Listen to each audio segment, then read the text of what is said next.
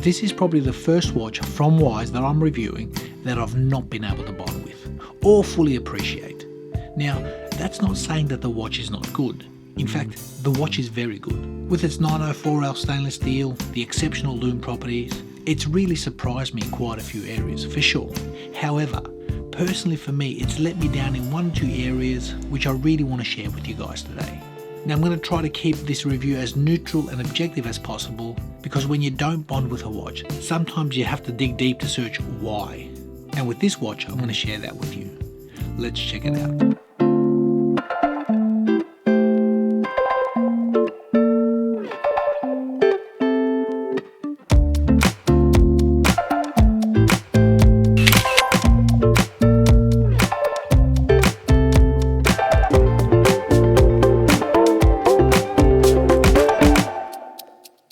Now the watch in question is called the FLYBOY.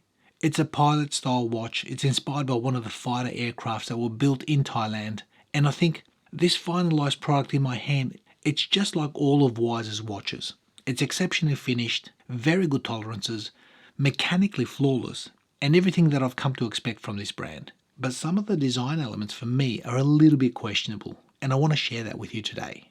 Now you saw the pop-up, Wise has sponsored this video, so I will of course leave a link in the description section if you guys want to check out this watch. And diving into the specs, I measure a case diameter of 41.5 and a case height of 11.8.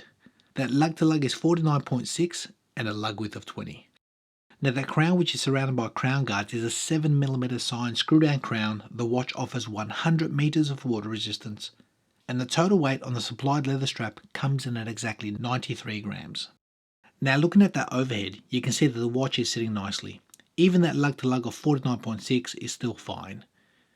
Now that height, I measure 11.8, and the comfort on the supplied leather strap, it's been stable. Took about a day or two to break in, but it's been very good. Now if we have a close look at the dial layout, you can see it's a bicompax design, and on first impression it looks like a chronograph, but it's not, because that left subdial is the day of the week and the right is the month, and the right is set by using that pusher at 2 o'clock. So every month on the month, that right subdial changes. However, for those odd months, you simply depress it and you can change it manually. You can simply cycle through the months. So I suppose when I first saw the watch on their renders, I thought I was looking at an automatic chronograph because that pusher gave me that impression, but it's not. Nonetheless, moving on, if we look at the case back, we can see it's got a solid case back with some aeroplanes. Nicely designed, and hiding behind that case back is a Miyota 9122 automatic movement. 28,800 beats per hour, approximately 40 hours, a nice strong and reliable workhorse. Now if I have a look at the leather strap, the watch actually comes with 2 straps, one leather and one shark leather. And they both feature quick release end links. They seem to have really nice stitching.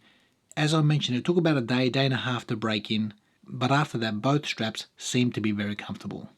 And looking at that solid tang buckle, you can see there's some decent hardware here. So in that department I've got no complaints. Now one thing that Wise seems to get right, time in time out, is that crystal. It's a flat sapphire, and it's got anti-reflective coating on the underside. And as with all Wise watches, it's doing a good job. I've had no legibility issues. Again, in that department, well done. Now before I get onto the lume, let's talk about the price. The watch on their website comes in at $710 US, and as I mentioned, it comes with 2 leather straps. A little bit on the higher side, but in fairness to the watch, its build quality and finishing is very good.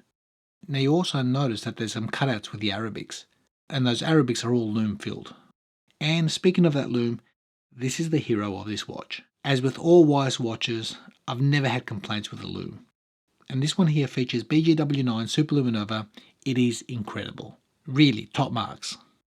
And on that note, what are the gripes of this watch? Well, for me, a little bit of an identity crisis. You see, it's trying to be a pilot style watch, and I like that. However, I think the biggest thing that lets down this watch is the Arabics. They're just not big enough. The prerequisite for a pilot's watch, it's got to be legible. And although it is legible, the fact that these Arabics are cut out, set back, and lume filled, they're also just that little bit too small. And the contrast on them throughout the day is not as pronounced as that handset, or that triangle at the top. Now it's a relatively decent sized watch, with a case diameter of 41.5, which is good. However, I do feel that this watch would have benefited from larger Arabics. And in the close-ups and my macro footage, those Arabics do look superb, and they are. But on the wrist and in the field, they really need to be a little bit more pronounced. Now, is it a deal breaker? Well, no, not really, but just putting it out there. Next, at $710, it's not inexpensive by any means. I know it's trying to be different with its unique styling and identity, that's for sure, but is it worth the price? Potentially without a bracelet? Well, I'll let you guys decide. Another gripe for me, you've got a little badge here on the side at the 4 o'clock, and I honestly thought, looking at their website initially, that it was a chronograph. You had two different types of pushes. But as it turns out, it's just a badge. Neither here nor there for me, but something worth mentioning. Another gripe, or should I say observation, the lug-to-lug is quite long. On their specs, on their website, it says 50.2 mil. However, I measured it so many times, and the result I come up with is 49.6. Still, it is a tad on the larger side for smaller wrists, so bear that in mind. Now, in the watch's defense, one thing I must say, that loom is seriously good. In fact, exceptional. So honestly, whatever shortfalls the Arabic size played during the day, it more than made up for in the evening under subdued light where that loom showed all its glory. A very unique looking watch. It's different, made really well and solid in the hand, that's for sure. So as far as quality control and a finalised product, it's not let me down whatsoever. When it comes to styling, well, it's all subjective. The watch does come with two different types of fonts. It's got a Thailand font as well as these Arabics. So if you're keen on the watch, get on their website, have a look. I'll leave the links, as I mentioned, in the description section. Hit me up in the comments, guys. Let me know what you think of this watch. The Wise FLYBOY.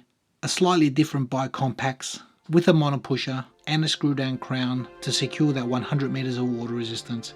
Incredible loom. No, seriously incredible loom. And overall, a very pretty watch, albeit some of its shortfalls I would have really loved to see changed. Thanks for watching. Be well, and we'll see you in the next one.